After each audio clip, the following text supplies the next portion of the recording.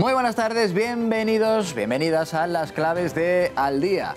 Hoy, Raquel, tenemos a medio país peleado. Sí. Hoy vamos a hablar mucho de peleas, ¿eh? Ojo, peleas, por ejemplo, entre dos altos representantes de dos poderes del Estado, el judicial y el ejecutivo, Montoro y Llarena. Los dos están enfrentados por lo que se pudo utilizar o no de dinero público en el referéndum ilegal del 1 de octubre. Montoro asegura que no se utilizó dinero público y Llarena, el juez del Supremo, le pide explicaciones porque, según el informe de la Guardia Civil, se emplearon en esas consultas ilegales más de 1,5 millones, casi 2 millones de euros. Más de peleas, estas en Podemos y estas ya a cuchillazo dialéctico limpio, después de que se supiera ese plan más o menos elaborado, más o menos consentido de Carolina Vescansa e Íñigo Errejón para quitarse de en medio a Pablo Iglesias. Sí, ayer salía esa noticia, tanto Vescansa como Errejón aseguran que ese documento no está aprobado, que es algo delirante, no está confirmado, pero ahonda si cabe más en las diferencias en la ruptura dentro de Podemos. Una ruptura que vamos a repasar en tan solo unos minutos. Hoy ha dado un paso al frente Íñigo Errejón, se configura como candidato a la Comunidad de Madrid, dice que va a tener una lista unitaria en el que va a incluir nombres pablistas y errejonistas. Y una tercera tormenta, esta todavía se está formando. Atención a la noticia que desvela el diario El Mundo. Cifuentes denuncia a Esperanza Aguirre, se revuelve contra su propio partido. En concreto, ha llevado a la Fiscalía las obras de la Ciudad de la Justicia en Madrid. Un proyecto de Esperanza Aguirre que iba a construirse Valdebebas, que al final no ha llegado a término, pero Cifuentes pide que se investigue porque asegura que ha habido irregularidades en algo tan básico como la contratación o la financiación de ese proyecto de su compañera de partido, Esperanza Aguirre. Muchas peleas, nosotros sí. No, Raquel. No. Volvemos ya de inmediato con esto y más cosas. Hasta ahora.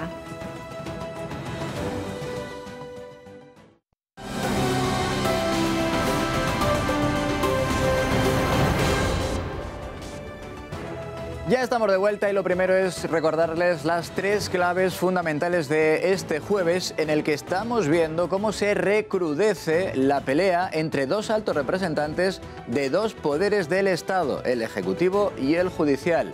El ministro Montoro se ratifica cuando dice que no se utilizó dinero público para el proceso de independencia en Cataluña. Respuesta del juez Pablo Llarena, elevar hasta prácticamente los 2 millones de euros el dinero presuntamente malversado por los líderes independentistas. Vamos hasta el Supremo.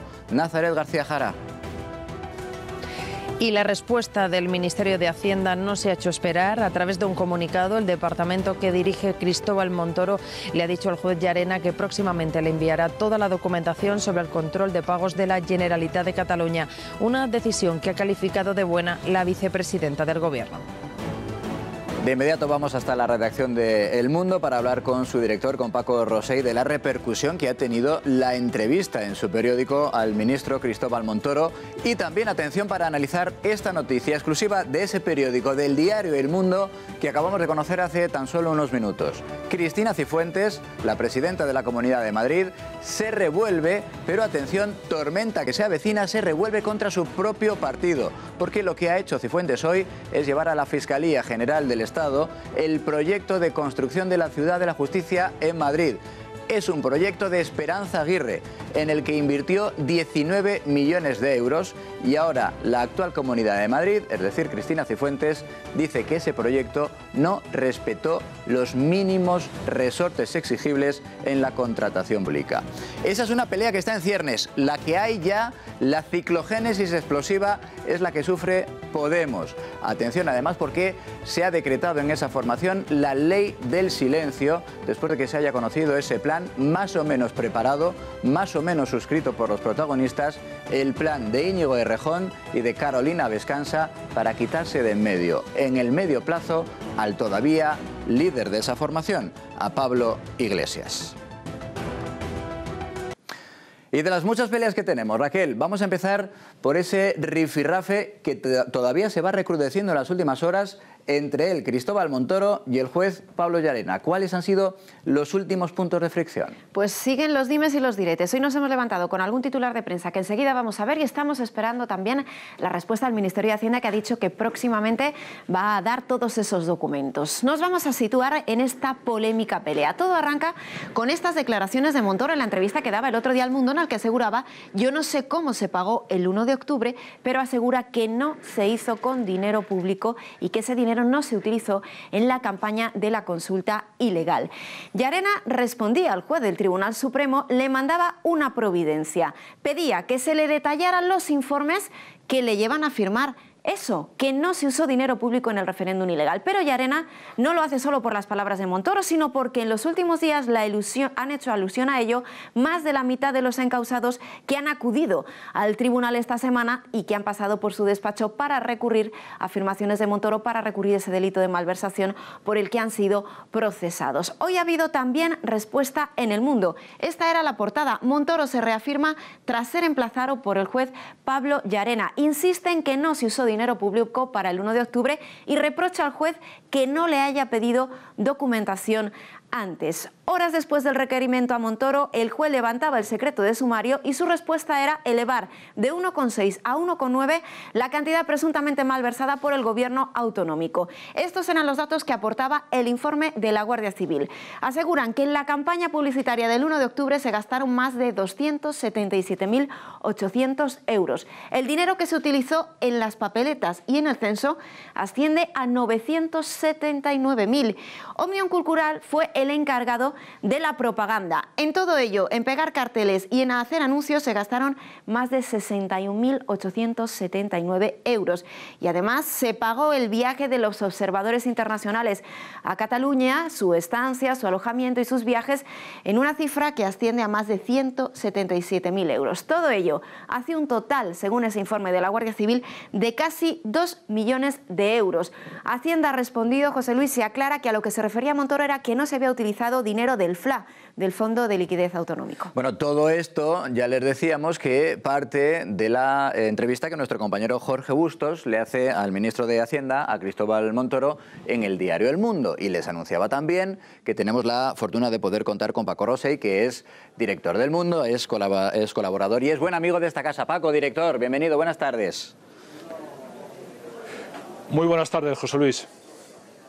Oye, Paco, se están poniendo las cosas en unos términos que casi tengo que empezar preguntándote si a estas alturas, a esta hora, el juez Pablo Llarena os ha pedido, pues no lo sé, las copias de esa entrevista, las cintas de la grabación. ¿Habéis tenido noticias de él o todavía no?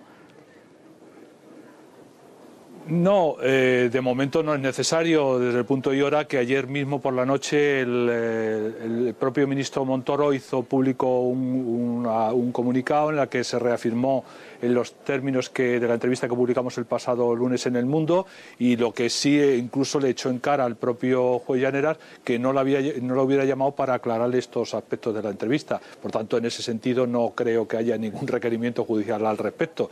Lo que sí nos encontramos es un problema de mucho calado. Es un encontronazo de consecuencias imprevisibles entre el ministro de Hacienda, que niega que se haya utilizado ni un solo euro público en la organización del referéndum ilegal del 1 de octubre, y por otro lado, con lo cual sería un abuso en la línea de flotación de la instrucción del juez Llanera en uno de los dos aspectos primordiales del caso, como es el de la malversación, y por otro lado el juez ayer mismo levantó el secreto del sumario y pone de manifiesto que, según sus informes de la Guardia Civil, se produjo al menos casi 2 millones de euros de fondos públicos que se destinaron precisamente a aspectos relacionados con ese referéndum del 1 de octubre. Por tanto, vamos a ver cómo evolucionan los acontecimientos, porque el asunto nos parece de un enorme calado.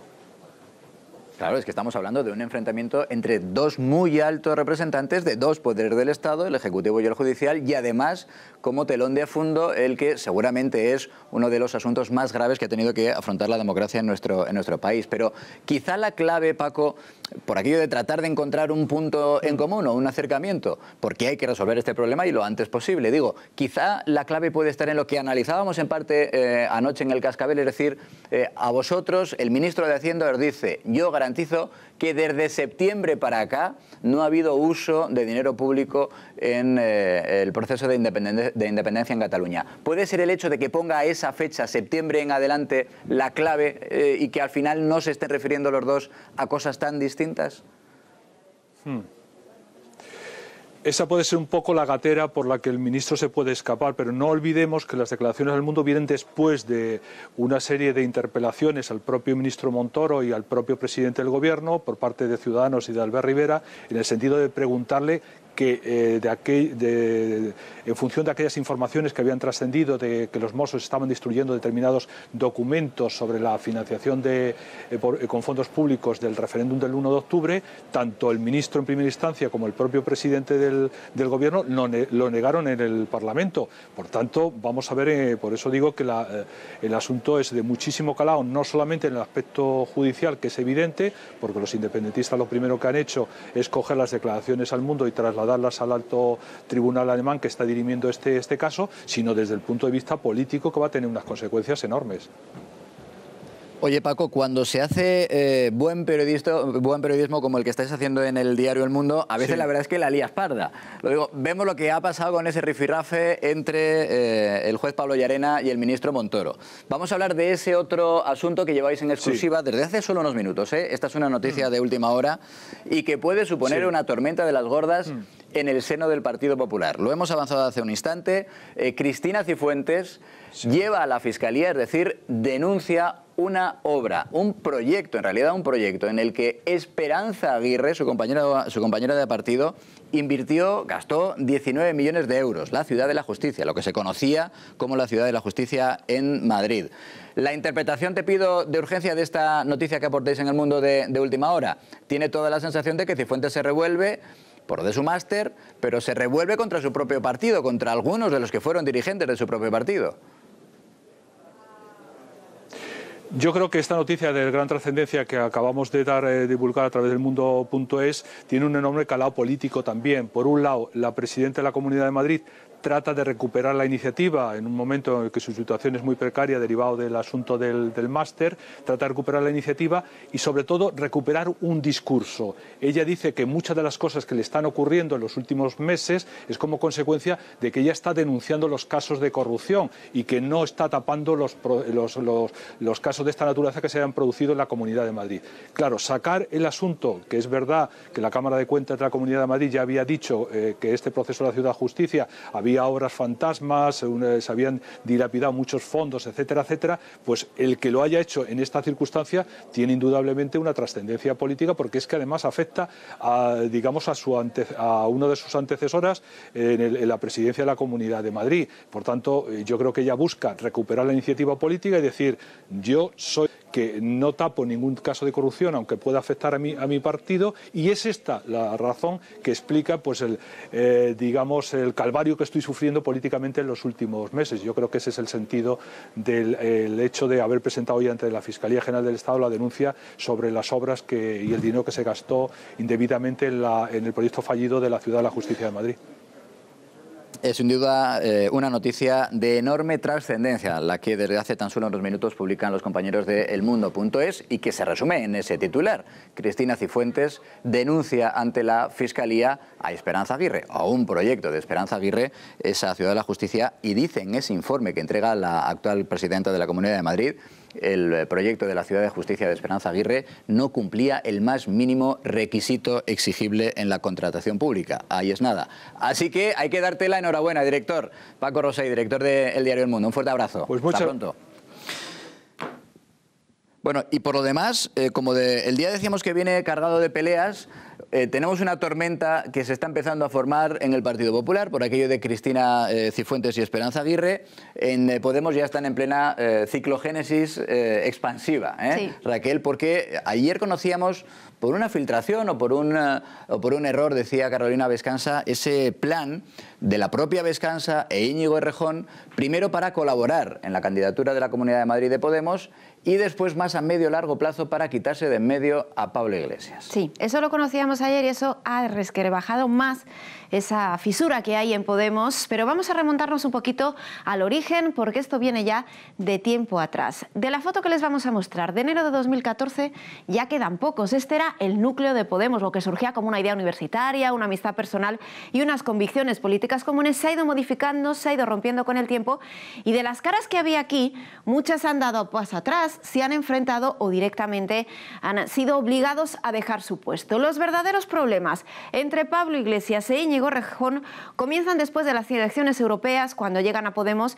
gente como Irene Montero, Rafa Mayoral o Juanma del Olmo, todos afines a Pablo Iglesias. A partir del 2015 comienzan esos cambios en los equipos de ambos. Y además, mientras Iglesias está en Bruselas, en Madrid el que maneja los hilos es Íñigo Errejón, algo que empieza a producir esa ducha de poder, principales divergencias que comienzan en la configuración de equipos de cara a las autonómicas del 24 de marzo y de las catalanas del 27 de septiembre. Los modelos cada vez son más diferentes. También la salida del número 3 de Juan Carlos Monedero, que presenta su dimisión tras criticar algunos puntos principales del partido. Pero la ruptura también se produce en Madrid, es evidente. Luis Alegre tiene que dar un paso atrás, que es cercano a Iglesias, es acusado por los errejonistas de dejación de sus funciones y él dice que vuelve a la universidad. La respuesta de Iglesias no se hace esperar y obliga a dimisiones en bloque y destituye a Sergio Pascual, el que era secretario de organización, la mano derecha del partido, mano derecha de Errejón en Podemos, es cesado por Iglesias. Esto supone un punto de inflexión en el que incluso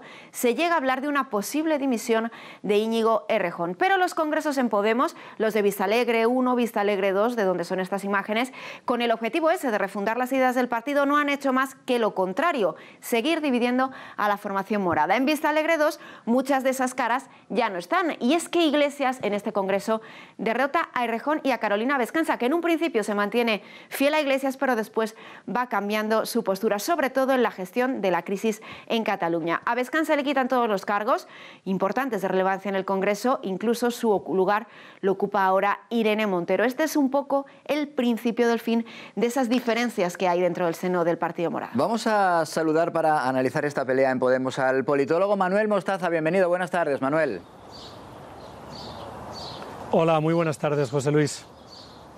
Bueno, en el fondo estamos hablando, esto que nos contaba Raquel, solo entre comillas, una manifestación más, un síntoma más. Es verdad que quizá el más crudo, el más descarnado de unas relaciones internas en Podemos que son malas desde hace tiempo. ¿Tan malas como para que se pueda vaticinar, Manuel, una posible ruptura en Podemos? Bueno, yo creo que tu pregunta tiene dos respuestas y dos reflexiones, ¿no? La primera es que se organicen como se organicen, a través de círculos o de compromisarios, los partidos políticos en Europa Occidental son organizaciones de poder y organizaciones en las que se producen luchas de poder, ¿no? Estas luchas de poder además pueden acabar, como tú vaticinas, en escisiones o en salidas de la organización, pero lo que sí que está claro es que lo que suelen acarrear son malos resultados electorales. A los electores en general no les interesan este tipo de pugnas, se suelen ver como temas muy personales en todos los partidos, no solo en Podemos, y es verdad que esta idea de que los partidos nuevos venían con otras lógicas, bueno, pues los años y los meses de rodaje nos están demostrando que al final son organizaciones políticas homologables a cualquier otra organización política. De manera que la vieja política ya se asemeja casi de manera milimétrica a la vieja política, ¿no? En este caso, por cierto, Manuel, hay que decir que los dos presuntos autores de lo que parecería un complot para derribar al secretario general de Podemos, a Pablo Iglesias, los dos lo han negado, tanto Carolina Vescanza como Íñigo Errejón. Pero ¿puede tener verosimilitud esa versión que dicen que en el fondo se ha tratado de una filtración interesada, ese complot?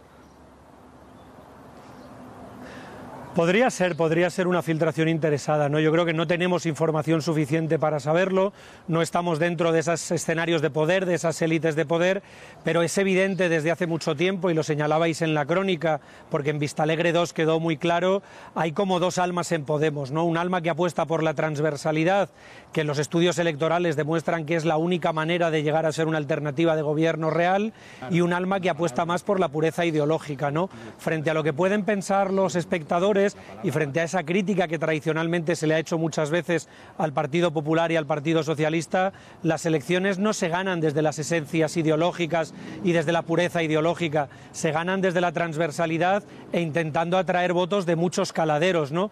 Esa es una tensión que está en Podemos, pero es una tensión que está en todos los partidos. Pasa en el País Vasco con el PNV, con un alma más independentista y una más autonomista, y es verdad que los partidos necesitan encontrar equilibrios inestables entre sus diferentes almas o facciones, porque si no lo hacen el partido puede acabar mal electoralmente y puede acabar además destruido, ¿no? Como ha pasado en alguna ocasión en la historia reciente de España.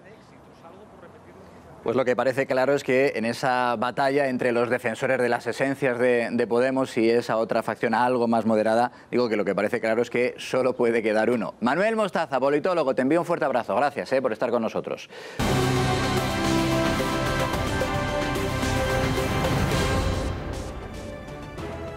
Esta que van a ver es la primera imagen para estar al día. Así están en Podemos. Vamos, que lo dicen ellos mismos. Pues me parece un bochorno. Yo creo que todas estas cosas que suceden, para lo único que sirven es para hundir. La portavoz de Podemos en la Asamblea de Madrid, y con ese es un bochorno para hundirnos, se refiere a la filtración del plan de Errejón y Vescansa para desbancar a Pablo Iglesias del poder interno. Es lo primero de este jueves, que es 19 de abril y que tiene otras 3 noticias para estar al día. Cristina Cifuentes, atención, es noticia de última hora, se revuelve y lo hace contra su propio partido. Denuncia ante la Fiscalía la construcción de la Ciudad de la Justicia, en la que Esperanza Aguirre gastó 19 millones de euros. Cifuentes entrega al fiscal general del Estado un informe que concluye que ese proyecto de Aguirre incumplió de forma sistemática, dice, las normas más esenciales de la contratación pública. Y él es el ex primer ministro francés, Manuel Valls. Dice que la justicia alemana debe entregar a Puigdemont para ser juzgado por rebelión en España. Una democracia, dice Valls, ejemplar. Y el Partido Popular ha recuperado hoy la alcaldía de Alicante. Lo ha hecho gracias a una tránsfuga de Podemos en la votación para sustituir al exalcalde socialista, que está imputado por fraccionar facturas de manera irregular. El nuevo regidor de Alicante será el popular Luis Barcala. Lo es como representante de la lista más votada. Así se presenta este jueves, que tiene esa primera noticia. Se lo hemos adelantado hace tan solo un momento. El ex primer ministro francés, Manuel Valls, que ha sido bastante claro, contundente con la entrega de Puigdemont a España para ser juzgado por rebelión. Esto es en concreto lo que ha dicho. Pues la justicia alemana, la justicia belga o la justicia francesa tienen que decidir eso, y hoy es la justicia alemana, no tendrán otra solución que entregar, después de las decisiones, de desarrollo de las decisiones de la justicia alemana, entregar al señor Puigdemont a España para que esa persona sea juzgada para los tribunales españoles. Por lo demás, el secretario general del Partido Socialista, Pedro Sánchez, defiende que la propuesta de José Manuel Franco a Manuela Carmena para ser su candidata en Madrid, dice, fue algo informal y que, según él, se ha sacado de contexto. Creo que en ese contexto de una conversación informal entre el secretario general del Partido Socialista de Madrid y la actual alcaldesa es donde le hace ese reconocimiento José Manuel Franco, como bien dijo ayer, a la actual alcaldesa de Madrid. Pero de ahí no pasa. No hubo comunicación formal, ni tanto a ella ni a mí, porque no hubo una propuesta formal. Y la tensión ha vuelto una semana más al Pleno de la Asamblea de Madrid. El portavoz de Ciudadanos, Ignacio Aguado, ha acusado a Cifuentes de estar, dice, manchando el prestigio de la Universidad Rey Juan Carlos con el caso de su máster. Buenos días, señor Aguado. Soy madre de una alumna de 4º curso de grado de la Universidad Rey Juan Carlos en Vicálvaro. Me dirijo a usted porque es la única persona que se ha acordado de los alumnos de esta universidad tan denostada en este momento. Le pediría que dejaran claro que la Universidad Rey Juan Carlos no son solo un puñado de corruptos ni una cueva de enchufados del PP. Aquí no se ha incumplido el acuerdo de investidura. Yo no he falseado mi currículum, yo no he cometido ninguna ilegalidad, yo no estoy investigada ni, por supuesto, estoy imputada. Y lo único que ustedes están haciendo día a día es buscar un pretexto para apoyar una moción de censura con el fin de que en Madrid gobierne la izquierda radical. Y pleno en el Parlamento Foral de Navarra. El presidente de Unión del Pueblo Navarro, Javier Esparza, ha reprochado a la presidenta foral, Uxue Barkos, su apoyo a los presuntos agresores de Alsasua. Si usted ahora pregunta a las víctimas si se sienten acompañadas por la presidenta del gobierno o por este gobierno, seguramente la respuesta es que no.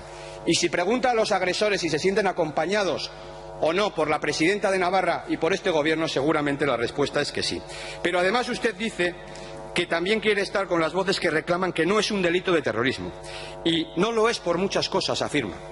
Me tendrá que explicar por qué. Nos quedan los protagonistas de Al Día. A tenor de esta imagen, no parece que tuvo mucho éxito, al menos mediático, el viaje del presidente del Parlamento a Ginebra. A su salida de la ONU convocó a la prensa y ya ven, solo acudieron 3 medios catalanes y una agencia. Ella es la piloto del avión que consiguió aterrizar de emergencia con un solo motor y al mismo tiempo que una pasajera que finalmente falleció era prácticamente succionada por un agujero en una ventanilla. La capitana Tamillo Schultz había sido piloto de combate. Y él es Pepe Mediavilla. Es posible que por su imagen no le reconozcan, pero es seguro que le han escuchado en multitud de ocasiones. Era el actor de doblaje de Morgan Freeman, del mago Gandalf o del Dr. Spock. Ha fallecido a los 77 años. Aquí ponemos el punto y seguido, pero ya saben, esta noche a las 10 nos volvemos a poner al día en El Cascabel. Disfruten de la tarde. Adiós.